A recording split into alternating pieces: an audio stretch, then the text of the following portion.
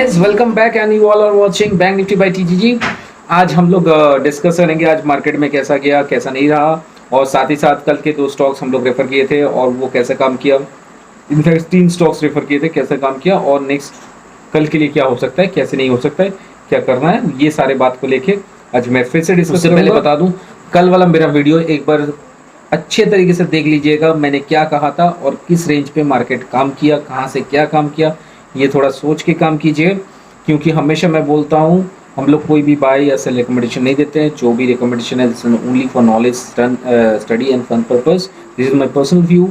And जो लोग paid subscribers हो और जो लोग मेरे साथ पेड में जुड़ना चाहते हो, नीचे नंबर दिया हुआ है, इंस्टा, ट्विटर, टेलीग्राम, फेसबुक, यहाँ पे फ्री में आते हैं, यहाँ पे आप फॉलो कर सकते हो, कोई इशू नहीं है।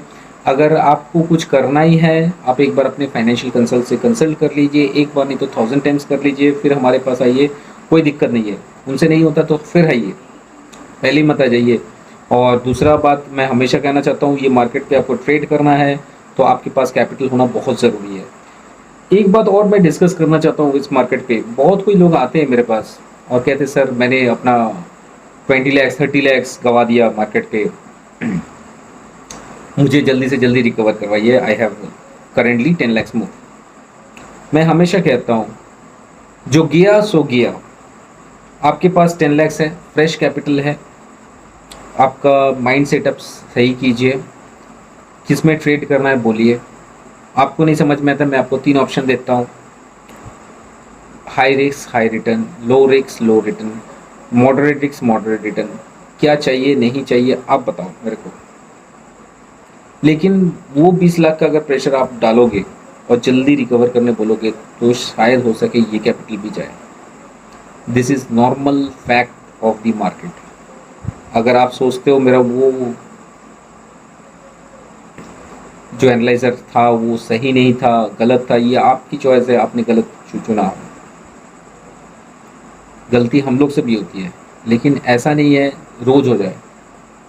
मार्केट में अगर 20 दिन ट्रेड करते हो तो 15-16 दिन आप करेक्ट जाओगे, 3-4 दिन 5 दिन आपका गलत जाएगा ही जाएगा। कोई मार्केट किसी का अपना नहीं होता है। दिस इज हम लोग जो काम करते हैं, this through a study, through a research and through the news. Correct, हाँ। सो गाइज, इसमें मैं कहना चाहता हूँ, चलो कल कहने मैंने अपना वीडियो में क्या कहा था, नीचे वाला रेंज जो था वो लगभग लगभग अचीव हो चुके हैं। तो मैंने आपको कहा था जो 34,500 का पुट बेच दीजिए और 36,500 का कॉल बेच दीजिए, दोनों बेच के बैठे रहिए, आराम से पैसे बनेंगे। वैसे ही होने वाला है ये एक्सपेरिमेंट, मैं पहले से ही बता दे रहा हूँ। जिनको हम लोग की जो पोजीशंस कह रही थी, एचडीएफसी में पैसा नहीं बना, सिर्फ 5 ही हज़ार बना पाए, जबकि मैं 30-40 हज़ार प्लस में था फ्यूचर्स में, नहीं बन पाए, सिर्फ 5 हज़ार में मेरे को बुक करना पड़ा। फेडरल बैंक में ज़्यादा से ज़्यादा नहीं बना, सिर्फ 20-25 हज़ार ही बने हैं फेडरल बैंक पे, फ्यूचर पे। बंधन बैंक, सिलम holding, ITC holding, Reliance holding, और साथ ही साथ मैंने एसआरएफ लिया था। एसआरएफ में अच्छा मूव दिया, 10-12 हज़ार एसआरएफ में मिला। मैकवेल काफ़ी अच्छा टारगेट अचीव किया, 27-28 हज़ार उधर बना। साथ ही बाकी जो पुराना पोजीशन था कोफोर्ज, फैंटास्टिकली दिस मंथ मेरे को कोफोर्ज ने 400 points, L&T 400 points and 200 points, 150 points by given by Tata Steel. ठीक है, ये 3 स्टॉक्स बहुत ही अच्छे रन किए। एलटीआई कोफोर्ज, आपका टाटा स्टील, इनफैक्ट एसआरएफ, और अच्छा कौन स्टॉक चला, लगभग आईसीसी बैंक, 5-6 ऐसा स्टॉक है जो काफ़ी अच्छा फ्यूचर में पैसा बना है। ऑप्शंस में थोड़े कम बने हैं, हम लोग कॉल कैरी किए थे, लॉस हुए, लेकिन डरने घबराने की कोई बात नहीं थी, क्योंकि सुबह में मेरी करीबन लाख के ऊपर लॉस चल रही थी सब पोजीशंस में ला के, और दोपहर तक मैंने उसका 80% कवरअप भी किया। ये सारे स्क्रीनशॉट्स आपको देख रहे हो, मैं स्टैंगल बनाया था, पुट्स खरीदे थे, फिर कॉल्स खरीदे। पुट्स कॉल्स काफ़ी शॉर्ट रेंज पे काफ़ी वॉलेटाइल था मार्केट, जल्दी जल्दी प्रीमियम खा रहा था दोनों तरफ, लेकिन ऊपर वाले की दुआ से थोड़ी बहुत ट्रेड अच्छी गई है। तो करीबन मैं बता रहा हूँ 1-1.5 बजे के बाद से ट्रेड अच्छा होना शुरू हो गया। ठीक है, 3-3:30 तक अच्छा पैसा बना, लॉस बहुत रिकवर हुआ। ये लॉस उन्हीं का रिकवर हो सकता है जिनके पास फंड्स है, जिनके पास फंड्स नहीं है बहुत ही मुश्किल होता है फंड्स को रिकवर करने में, बहुत मेहनत लगता है। कोई सोचता है ये लोग ऐसे ही बैठ के बोलता है, तो ये गलत बात है। बहुत ही मुश्किल होता है, इतना आसान नहीं है। और जिनके पास मार्जिन्स है वो लोग तो कॉल पुट दोनों बेच के बैठे हो, तो आराम से अपना प्रीमियम एंजॉय करो, क्योंकि मैंने ये कहा था 15,600 और 16,150 ये रेंज पे मार्केट घूमेगा। कहीं भी कुछ भी हो सकता है। This 2 weeks will be much more volatile. मैंने ये कल सीधा सीधी कह ही दिया था। 575 के नीचे अगर डे क्लोजिंग होता है, कल सोचो 575 के नीचे क्लोजिंग होता है, तभी शॉर्ट पोजीशन, अच्छा खासा शॉर्ट पोजीशन बना के जाना चाहिए, नहीं तो शॉर्ट पोजीशंस नहीं बनाना चाहिए फिलहाल। करेक्ट। शॉर्ट पोजीशन जो भी होगा शायद एक दिन के लिए हो या कल के लिए हो। जैसे अभी दाव ट्रेड कर रहा है करीबन 850 पॉइंट्स डाउन है मॉर्निंग से, सो काफ़ी नीचे है। और मुझे जहाँ तक लगता है जे 2 ट्रेडिंग सेशन में करीबन 1200-1300 पॉइंट का करेक्शंस हो चुका है दाव में। अब बॉन्ड यील्ड्स बहुत अट्रैक्टिव कर रहे हैं, बॉन्ड यील्ड्स बहुत ही ऊपर है, और बॉन्ड यील्ड्स बॉन्ड्स के जो रेट्स है वो बहुत ही नीचे है। Like 1.10 years US 10 years bonds के अभी चल रहा है टू 1.17। सो कहीं भी एक बाउंस बैक होता है तो you should be putting your money over year. और एक चीज़ मैं बोलना चाहता हूँ, बहुत ये क्लोज ऑब्जर्वेशन है मेरा। जून 11 पे हम लोग थे 15,800, आज है 15,700। 100 पॉइंट की गिरावट है, लगभग लगभग 6 हफ्ते हो गए हैं। और जहाँ से सबसे प्रॉब्लम्स किए हैं, एफ ने भरपिट्टा माल सेल ऑफ किया है। लाइक 12,000 करोड़ के ऊपर के सेल ऑफ्स है, और जबकि डी की बाइंग ओनली 5 से 6,000 करोड़ से है। जैसे आज उन लोग ने 2,200 करोड़ की सेलिंग किया है, डी एफ ने बाई किया 1,458 करोड़ के आसपास। तो मैं ये कहना चाहता हूँ, जैसे डेल्टा वेरिएंट की वजह से आज मार्केट गिरा, ठीक है, और एच का रिजल्ट पसंद नहीं आया उसके वजह से गिरा। तो मेरे को लगता है जे डेल्टा वेरिएंट का जो किस्सा था इंडिया में वो ख़त्म हो चुका था, ठीक है। ये हम लोग मार्च अप्रैल में देख चुके हैं, लेकिन उस वक्त उन लोग गिरा नहीं तो हम लोग भी ज़्यादा गिरे नहीं। अब उन लोग गिर रहे हैं तो जाहिर सी बात है हम लोग भी ज़्यादा गिरेंगे। Be cautious trading. बट मुझे लगता है कहीं ना कहीं आपको क्वालिटी और क्वांटिटी स्टॉक्स में ट्रेड करना चाहिए। जैसे मैं हमेशा कहता हूँ, Adani is a very risky group, for long time अच्छा रहेगा। कोई भी नीचे आता है, अदानी एंटरप्राइज मेरे लिए बाइंग टारगेट होगा 1,050 या 1,000 के नीचे 950 मिल जाए तो बहुत बढ़िया रेंज होगा। उस रेंज से लॉन्ग कर सकते हैं हम लोग। और ये गवर्नमेंट भी कंफ्यूज हो जाते हैं और सेबी भी कंफ्यूज हो जाते हैं जे अदानी को लेके करना क्या है, क्योंकि एक दिन उनका रिजल्ट आता है, अदानी का एफ का 3 अकाउंट्स फ्रोज हो चुका है, दूसरे टाइम नहीं आता है, बोलता नहीं सब ठीक है, फिर 6:30 बजे आता है, बोलता नहीं फ्रोज हो गया, फिर 8:30 बजे बोलता नहीं होता है। और आज तो फाइनेंस मिनिस्टर पार्लियामेंट्री में बोल दिया है जे वो 3.5 अकाउंट फ्रीज है। तो अदानी एक गिरावट की स्टॉक है करंट मार्केट सिनेरियो पे।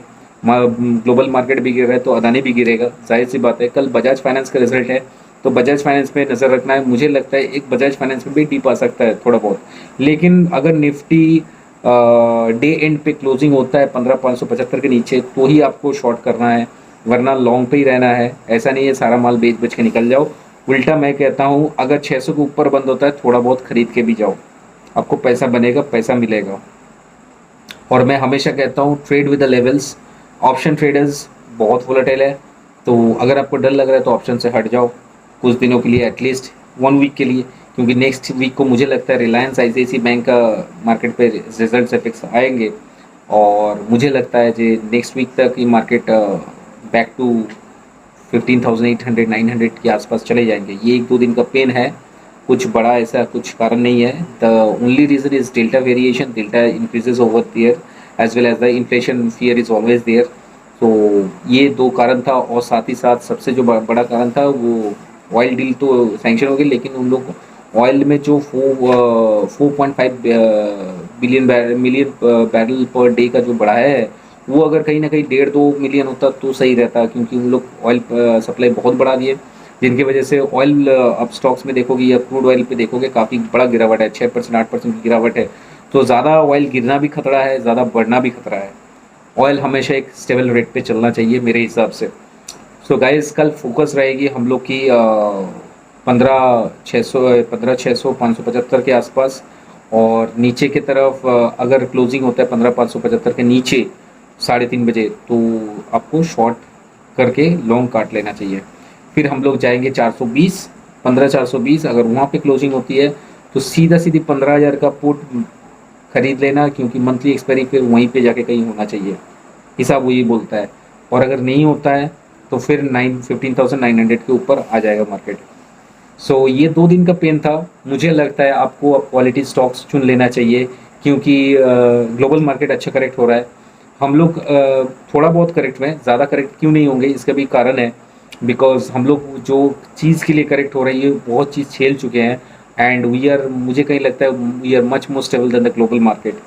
ग्लोबल मार्केट इतना गिरा है लेकिन हम लोग उतना ज़्यादा नहीं गिरे। ग्लोबल मार्केट अगर दाव को देखोगे आपको 550 पॉइंट की करेक्शन हो गया according to their form of क्या बोले मार्केट कैपिटलाइजेशन या फॉर्म ऑफ ग्रोथ और फॉर्म ऑफ जीडीपी अलग गई है, उनका सब कुछ ही अलग होता है हम लोग से।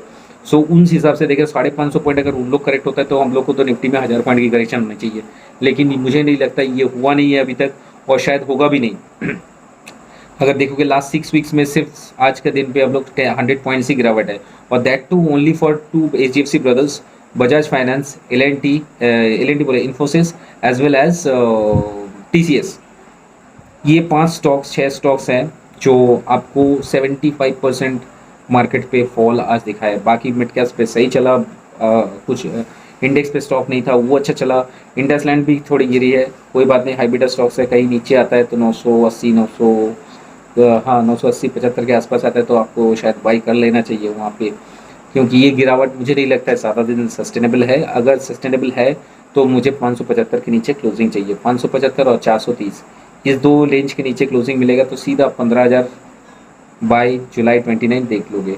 अगर नहीं हुआ तो जुलाई 29 पे मार्केट हो जाएगा 15,900 से 16,000 पार, इतना मैं बता दे रहा हूँ। बैंकिंग स्टॉक्स के रिजल्ट्स अच्छे आ सकते हैं, क्योंकि सबसे बड़ा जो डिफ़ॉल्टर है, जो बैड न्यूज़ है, मार्केट को लग रहा था जो HDFC का 25% ग्रोथ होना चाहिए, लेकिन वहाँ पे 16% ग्रोथ के लिए उन लोग शायद उनको पसंद नहीं आया, और ये एक कारण भी है। और इसके पीछे जो कारण है, HDFC बैंक अगर क्रेडिट कर देखो तो बहुत दिन से बैन है, लाइक 5 मंथ्स, जिनकी फ़ायदा उठाएंगे ICICI बैंक, एक्सिस बैंक और SBI कार्ड्स। मैंने अपने सैटरडे के वीडियो पे आपको 3-4 स्टॉक्स के नाम बोले थे जो आज 5-4-4-5% ऐप है। एप्लो हॉस्पिटल 3.5% अप, IRCTC 3% अप, 2800-2900 का टारगेट है IRCTC का, आप IRCTC बाई कर सकते हो। मोनोपोली बिजनेस है, पॉलीकैब, एनी स्टॉक्स। सैटरडे का वीडियो और कल वाला वीडियो देख के अपना पैसा लगाओ मार्केट पे, पैसा ज़रूर बनेगा, दावे के साथ कह रहा हूँ बनेगा। लेकिन आपको रेस्पेक्ट देना पड़ेगा लेवल्स को, और ट्रेड करना है लेवल्स के साथ। ज़िद्दी मत बनो या बुलिश या शॉर्टर्स मत बनो, तभी आपका पैसा बनेगा, नहीं तो नहीं बना पाओगे। Market could be move volatile in upcoming days, so whenever you play very safe. Okay, so guys आज के लिए यही था। कल के लिए यही देखना है 575 के नीचे क्लोज होता है या 575 के ऊपर। अगर आपको लगता है तो कुछ भी सजेशन दे सकते हो हमारे कमेंट सेक्शन पे आके, आपको क्या लगता है मार्केट के बारे में और आप क्या प्रेडिक्ट कर रहे हो। सो अगर हमारी वहाँ पे कोई रिसर्च हुआ है तो ज़रूर आपको मैं उसके ऊपर भी रिप्लाई करूँगा। And thanks for the comment sections and thanks for the likes. आपको वीडियो अच्छा लगे तो लाइक शेयर सब्सक्राइब और कमेंट करना मत भूलिएगा, क्योंकि आपके इस रेफरल से ही पैसा बनेगा। ये हर सैटरडे मैं बताता हूँ, सैटरडे फ़ोन कर लो पैसा बनाने के लिए। Anyways guys, see you tomorrow, same time same channel same show, and best of luck for tomorrow. आशा करता हूँ कल हमारे लिए प्रॉफिटेबल डे रहे। आज नहीं हुआ उतना अच्छा, देखो 10-12 दिन ट्रेड कर रहे हैं लगातार, मेरा 26 दिन का रिकॉर्ड में सिर्फ 3 दिन मैंने लॉस खाया है लास्ट 26 डेज ट्रेडिंग पे।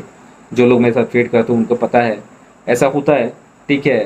कोई भगवान तो हूँ नहीं मार्केट का, हमेशा ही बोलता रहता हूँ, ऐसा होगा मार्केट पे। लेकिन हाँ, आपके पास अगर कैपिटल है तो ज़रूर आप प्रॉफिट करोगे, ये भी मेरा दावा है साथ में, ठीक है ना। So guys, see you tomorrow, good night, stay tuned, bye.